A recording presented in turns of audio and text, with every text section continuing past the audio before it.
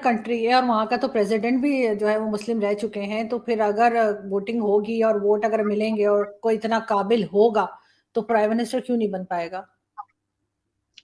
नहीं, देखिए, मैं उसी बात को कह रहा हूँ कि काबिल तो एक से एक पड़े हुए आज भी हैं। अबुल कलाम जैसे लोग जो मिसाइल मैन हुए और जो राष्ट्रपति भी बने, उनको मकाम मिला। हम्म। लेकिन प्राइम मिनिस्टर बनना हिंदुस्तान में मुसलमान का इतना आसान नहीं है।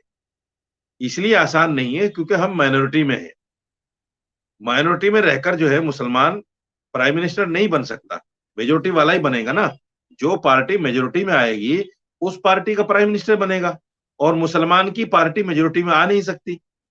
कहीं लिखा तो मुसलमान की नहीं है ना, पार्टी जैसे को पाकिस्तान सर, जैसे सॉरी, जैसे पाकिस्तान में लिखा हुआ है कि कोई नॉन मुस्लिम नहीं बन सकता प्राइम मिनिस्टर या सदर, कॉन्स्टिट्यूशन में लिखा है। ऐसा कहीं कुछ लिखा तो नहीं है भारत में कि लिखा हुआ है? नहीं, नहीं, ऐसा कुछ नहीं लिखा हुआ है। संविधान तो यहाँ का सेकुलर है, इसमें कोई दो राय नहीं है। लेकिन मैं जो हकीकत है उसको बता रहा हूँ। हकीकत को बता रहा हूँ। अगर जी। मुसलमान 15%, सपोज कीजिए, कयामत आ जाए और इकट्ठा भी हो जाए 15%, तो 15% का प्राइम मिनिस्टर कैसे बन सकता है? प्राइम मिनिस्टर तो 85% का ही बनेगा ना। भाई, यहाँ तो जमहूरियत में सरों की गिनती होती है। वोटों के ऊपर जो है, तादाद के ऊपर प्राइम मिनिस्टर बनते हैं, सरकारें बनती हैं। तो हम 15% कैसे प्राइम मिनिस्टर बना सकते हैं? संविधान अपनी जगह है। लेकिन संविधान से हटकर जब हम अपने वोटों पर नजर डालते हैं, तो ये तो बिल्कुल खुली किताब की तरह है कि 15% का प्राइम मिनिस्टर बन ही नहीं सकता।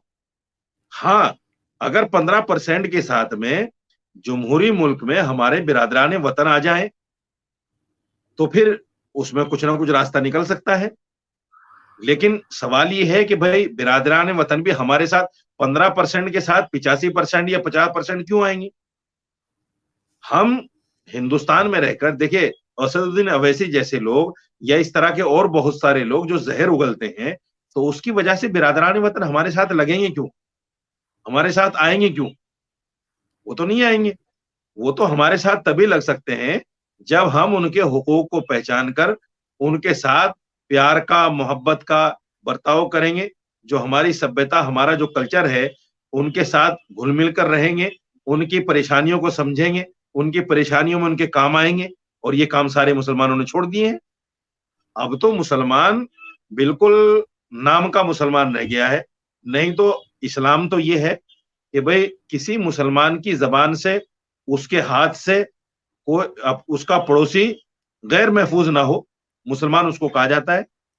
लेकिन यहां तो अगर देखा जाए, मैं एक बड़ी बात कहने जा रहा हूं कि मुसलमान की गली में आपको कूड़ा भी मिल जाएगा। मुसलमान की गली में आपको आवारा लड़के बैठे हुए भी मिल जाएंगे। मुसलमान की गली में बड़े बूढ़े भी आवारा बैठे हुए मिल जाएंगे, जिनका काम ही यही है कि सुबह गली में बैठ गए और आने जाने वालों को ताक रहे हैं। तो ये सारी चीजें हैं जो मुसलमान जो है दीन से दूर होकर इन चीजों को कर रहा है, तो क्यों हमारे साथ कोई आएगा? ये बहुत बड़ी बात मैं कह रहा हम्म। हूं आपके चैनल पे। हमारे साथ क्यों आएगा एक कोई? चीज जब मगर जब हमारा अखलाक, लेकिन हमारा किरदार वैसा नहीं है। जी। मौलाना साहब, अगर एक हिंदू मेजोरिटी वाली कंट्री में मुसलमान प्रेसिडेंट हो सकता है, उसको भी तो किसी ने सिलेक्ट ही किया होगा ना, या खुद ही आके बैठ गए थे कि मैं यहाँ से प्रेसिडेंट हूँ? उनको भी तो हिंदुओं ने ही सिलेक्ट किया होगा, उन्हें नहीं बनाया होगा। तो फिर प्राइम मिनिस्टर भी बन सकता है अगर अगर वाकई में ऐसी कोई काबिलियत हो। नहीं, देखिए, मैं बताता हूँ आपको। प्रेसिडेंट बनना ये अपने आप से मुस्लिम वोटों से तो हुए नहीं वो। मैं बात कर रहा हूँ वोटों की, जमहूरियत में हम्म। मुस्लिम वोटों से को प्रेसिडेंट नहीं बन सकता है। प्रेसिडेंट भी नहीं बन सकता। वो तो बीजेपी पार्टी ने या पहले कांग्रेस पार्टी ने अपने वोट उनको दिए, तब जाके वो प्रेसिडेंट बने। प्राइम मिनिस्टर का मैटर बिल्कुल अलग है। सियासी पार्टियां मुसलमानों का वोट लेने के लिए, जैसे कांग्रेस ने पहले प्राइम मिनिस्टर बनाए डॉक्टर जाकिर हुसैन, और वो सिर्फ इसलिए कि मुसलमानों को जोड़ के रखें। और यहाँ जब अबुल कलाम साहब की जब बात आई प्रेसिडेंट बनने की, तो बीजेपी ने सपोर्ट किया उनको, क्योंकि वो कॉमन मैन थे। उनके ऊपर ठप्पा नहीं था कट्टर मुसलमान होने का। वो एक कॉमन मैन थे और साइंसदान थे, मिसाइल मैन थे। उनके ऊपर किसी तरह का कोई ठप्पा नहीं था मौलवियत का, या किसी तरह की, जिस तरह आजकल कहा जाता है कि ये तो मुसलमान है, ये तो कट्टर है। अगर नमाज पढ़ रहा है, रोजे रख रहा है और इस्लाम की तबलीग कर रहा है तो कहते हैं कट्टर है। तो इस तरह का उनके ऊपर कोई ठप्पा नहीं था। दूसरे ये है कि बीजेपी को एक जवाब देना था कि साहब देखो, अगर कांग्रेस ने कोई मुसलमान प्रेसिडेंट बनाया है तो हम भी प्रेसिडेंट बना रहे हैं मुसलमान को, और उन्होंने बनाया। दूसरे ये है कि उनके अंदर काबिलियत भी थी, काबिलियत भी थी, दोनों फायदे बीजेपी को उनकी वजह से हो गए। बीजेपी के वो करीब भी रहे और मुस्लिम वोटों का झुकाव भी कुछ ना कुछ बीजेपी की तरफ गया उनकी वजह से। लेकिन तो हमको ये मौलाना साहब, ये हमें हिंदू और मुस्लिम्स में इतने क्लैशेस क्यों नजर आते हैं? आजकल त्योहार पे भी लड़ रहे होते हैं। ये जो हिंदुस्तानी मुसलमान है वो हिंदुस्तानी कल्चर से दूर क्यों इतना भाग रहे होते हैं? मुझे ये समझ नहीं आ रही कि ये मतलब मिलजुल के क्यों नहीं रहते उस कल्चर को, उसके बजाय अरब्स बनने में ज्यादा इंटरेस्टेड रहते हैं। नहीं नहीं, ऐसा कुछ भी नहीं है कि यहाँ का मुसलमान अरब बनने की कोशिश करता है, यहाँ का मुसलमान हिंदी त्योहारों में साथ नहीं जाता। आजकल तो नौजवान नस्ल जो है हमारी बाकायदा होली खेल रही है हिंदुओं के साथ में, बाकायदा दिवाली मना रहे हैं उन हिंदुओं के साथ में। ऐसा कुछ नहीं है, आजकल वो चीजें नहीं है जो पहले थी। अब बहुत चेंज आ गया है। अब 2014 के बाद में कुछ इस तरह की बातें आई हैं जिसकी वजह से फिर मुसलमान हिंदू त्योहारों से कटना शुरू हो गया।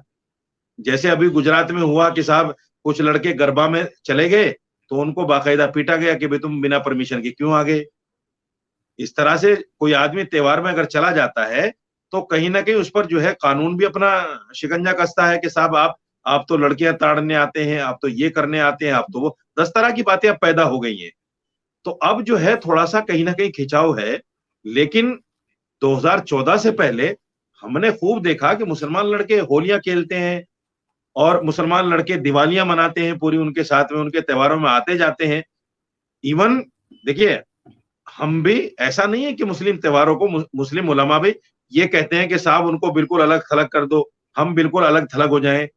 उनको मुबारकबाद देना उनके त्योहार पर और उनको जो है खुशामदेद कहना, ये कोई बुरी चीज तो है नहीं।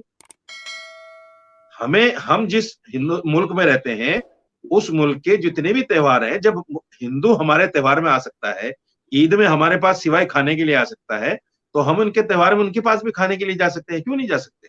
जाना चाहिए। आप क्योंकि आप कह हमें, रहे ना कि आप कह रहे ना कि मुसलमान लड़के गए गरबा में या होली में या दिवाली में, मुसलमान औरतें और लड़कियां भी जाती हैं क्या होली खेलने बिल्कुल जाती हिंदुओं हैं। के साथ? अच्छा। नहीं, बिल्कुल जाती हैं। देखिए, आजकल मैं बता रहा हूँ ना आपको, जब से ये को एजुकेशन वाला मामला हुआ, लड़के लड़कियां स्कूल कॉलेजेस में इकट्ठे पढ़ने लगे, उनके अंदर हम्म। दोस्तियां ताल्लुकात हुए, तो अब कोई किसी का परहेज थोड़ा ही है। अब तो मैं आपको एक भयानक स्थिति बताता हूँ कि कई हजार लड़कियां दिल्ली के अंदर, खासतौर से सिर्फ दिल्ली के अंदर कई हजार लड़कियां ऐसी हैं जिन्होंने हिंदू लड़कों से शादियां कर रखी और रह रही हैं। कई हजार लड़कियां, उनको कौन मना कर सकता है कि भाई आप क्यों रह रही हैं उनके साथ में? त्योहार में उनके साथ जाना, उनके साथ त्योहार में शामिल होना, ये तो बहुत अलग बात है। शादियां कर रही हैं मुसलमान लड़कियां, तो अब वो पहले वाली चीज नहीं है। जो जो लड़कियां एजुकेशन ले रही हैं और नौजवान नस्ल जो है दुनियादारी को समझ रहे हैं, सीख रहे हैं, वो इन चीजों को कॉमन समझते हैं, इन चीजों में कोई किसी तरह का भेदभाव नहीं करते। तो आजकल ये होना चीज भी नहीं नहीं है बिल्कुल भी चाहिए। कि जी बिल्कुल, होना भी नहीं चाहिए। लेकिन मुझे एक चीज और बताइए मौलाना साहब के, अगर हम ईरान को देखते हैं, ईरान में जो खवातीन है वो या लेडीज हैं वो हिजाब के खिलाफ कह रही हैं, उनका मतलब है कि हिजाब नहीं पहनना चाहती। सऊदी अरब को हम देखते हैं कि वो भी एक तरह से प्रोग्रेसिव इस्लाम की तरफ जा रहा है। उन्होंने तो ये तक कहा है कि 5 साल में हम सऊदीया को यूरोप बना देंगे। तो आपके ख्याल से ये अच्छी बात है कि कट्टरपन जो है वो कम हो रहा है? देखिए, इन इसको जो है